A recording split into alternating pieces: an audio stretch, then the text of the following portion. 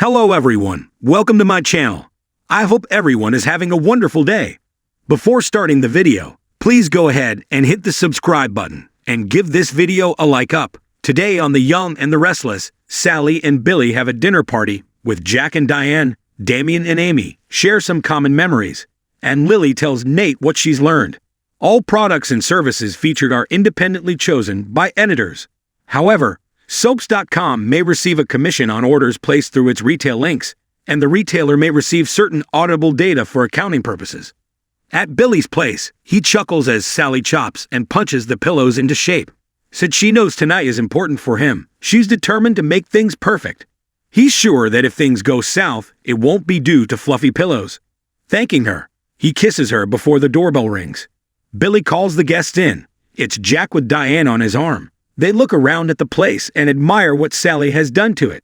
Billy says all the credit is due to her great taste. Diane takes the opportunity to tell her husband it's all about trust. Jack announces they are without a home, and his wife explains they had to move into the club while the house is being updated. Diane teases that living in the lap of luxury is no great bother. Billy admits that Diane reached out and asked for his blessing on the redecoration, but had no idea it was so big until he drove by and saw the construction crews. This immediately sets Jack off worrying. Trying to assure him it seems like more than it is, Diane repeats it's only a remodel. In a bid to calm him further, Sally explains that when she was working in home decoration, she was always surprised by how large crews were required to do the smallest things.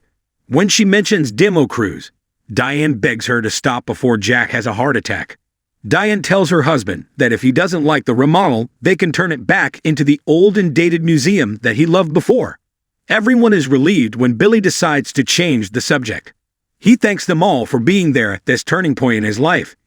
It feels like a new beginning, and he wants to thank his big brother for trusting and supporting him. They have had conflict over the years, but never because they didn't love each other. He's sure Jack loves and has confidence in him. That means everything. They toast to Jack and to Abbott Communications. Rising, Jack makes a toast. Even if his brother didn't feel it, he never stopped believing in him. He's always admired his determination and resilience after suffering more setbacks and disappointments than anyone he knows. Billy has always gone after what he wants with passion, creativity, and old-fashioned Abbott stubbornness. Jack is sure his latest project will be a great success due to his power to love and forgive. The brothers hug, and Billy jokes that, after all that, he better not screw up. Downing the mood again, Diane asks if it's wise to have Phyllis be part of this. Billy claims she will be an asset and do all in her power to make it a success.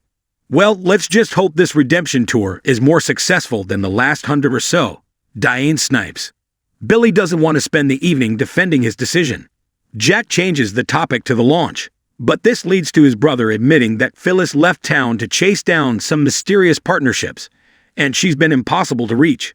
Jack starts to look worried, and Diane makes it worse. Leaping up, Sally declares the food is ready and leads Billy into the kitchen. Jack urges his wife to drop all the Phyllis trashing. Diane reminds him that his investment could be derailed by his ex. Did he even know she was part of this when he agreed to foot the bill? He asks her to drop this until they get home. Sally and Billy bring in some food, and Diane asks the redhead for a tour. After they have walked off, Jack apologizes for his wife.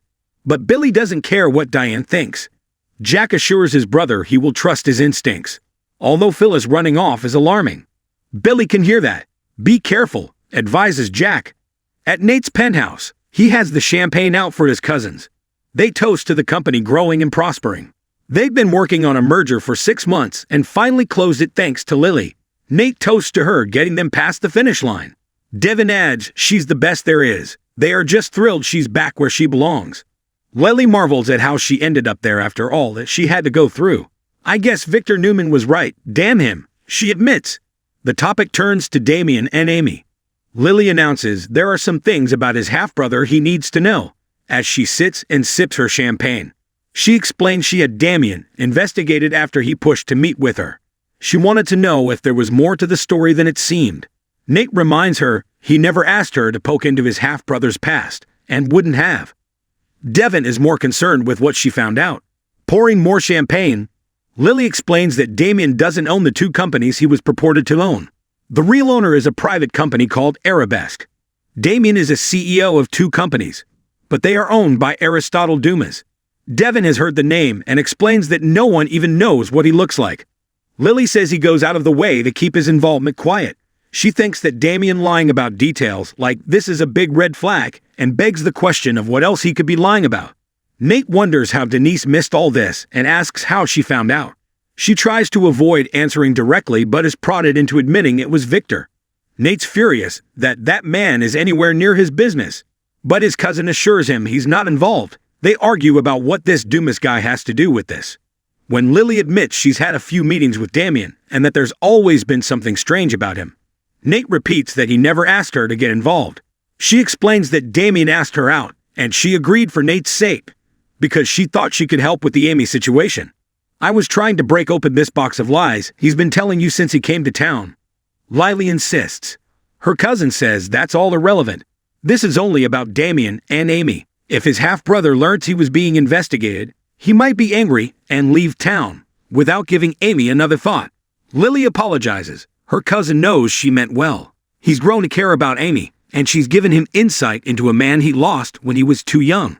Besides, good or bad, he and Damian are still brothers and connected. His cousins worry about him being hurt. Nate can't stop worrying that turning to Victor will come back to bite them and scare Damian off. He begs Lily to respect his boundaries and keep out of this. Nate apologizes if he's come down too hard. But they get it.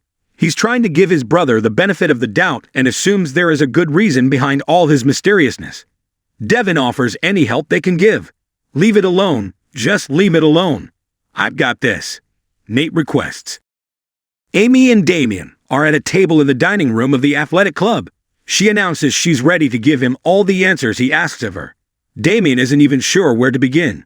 He orders them a pot of chamomile tea, assuming that is still her favorite. His mom is touched, he remembered. Damian makes it clear that they are a long way from fixing things. She's relieved they can share a common memory and has no expectations of a quick fix. This is hard for both of them. It broke her heart to learn that he thought she didn't care about his father when he was dying. Amy can't stop thinking about how afraid and alone he felt. She took advantage, assuming that he could handle more than he could. He admits he was only taking his own feelings into account and is sorry for that. Tearing up, she thanks him for that and says that if they can mend even a little of their hurt, she will die happy.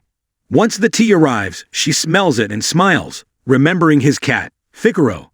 They hid the feline in the house, so they could gently break the news to his dad that they had a pet. But as soon as Jackson met him, they were in love. After Jackson died, Figaro wouldn't leave his room. Damian misses that man too. Amy says that he was his father's world. They had an unbreakable bond from the moment they met. They recall the day he was born and how he nearly had to be delivered by the side of the road. His dad was there when he was born and was the first person to hold him. The look on his face was absolute love. Damian gets her to swear that he never knew he wasn't his biological father. Once she does, he says he never sensed for a second that Jackson suspected the truth, keeping the secret weighed on her. But his father was so connected to him, she couldn't do it. She could never tell Nathan either. That would have dropped a bomb on his family. Amy hoped her shame would go away, but it didn't. When Jackson died, it was like a burden was lifted. Her lie was safe, and she thought she could die with the truth. However, something changed in her when she got the cancer diagnosis. After discovering she was dying, she didn't want him to be alone in the world without knowing he had a family. Amy never thought that telling him the truth would go well. She expected him to be angry and hurt, but hoped he'd reach out to Nate. As hard as this has been, she doesn't regret a moment. She's still hoping he will forgive her one day, even if it's after she's gone. They had a strong bond once too. He can't deny that. His childhood was great until his father died. That was a terrible time. First, they lost Jackson and then each other. Amy always thought that she and Jackson would grow old and wrinkly together. She wasn't ready to lose him and didn't handle it well. Neither did I, Damian admits. His mom promises to do anything to repair the damage. When he tells her he's willing to try, she says that's all she needed to hear. Their food arrives, but she doesn't eat much. He assumes that's because of her leukemia. Amy tells him that it's a battle. They talk about Nate setting her up with a new oncologist. Amy isn't holding out for a miracle, but her son urges her to be positive. She'll go and see the latest doctor if for nothing else, but to satisfy Nate. She's made peace with God and with her son. That's all a miracle she needs. Unexpectedly, she's gotten close to Nate, and he's a good man. Immediately, Damian starts asking how well she knows the rest of Nate's family and makes a show of forgetting Lily's name. She doesn't know much about them, but adores Audra. As he eats, he asks if the cousins are good people who can be trusted. She hopes this curiosity means he wants to get to know his half-brother better. When Jack and Diane arrive at the entrance of the athletic club, she assumes he's still mad at her. He concedes that he's as concerned about Phyllis as she is, but he wants his brother to feel encouraged so he can fly. Flying anywhere with Phyllis is bound to end in a crash landing, she says. Back at Billy's, he and Sally clean up, and she declares the evening a success. He asks if she thinks he's making a mistake with Phyllis. After a deep sigh, Sally admits that Diane had a point, but only he can decide how much of a problem this is. Billy concedes that something is off about this. Phyllis must know this is her last chance. So what could be happening? He wishes he could talk to her. Are you worried something happened to her? She asks. Next on The Young and the Restless, Phyllis and Sharon put their heads together and come up with a plan to escape their mysterious captor.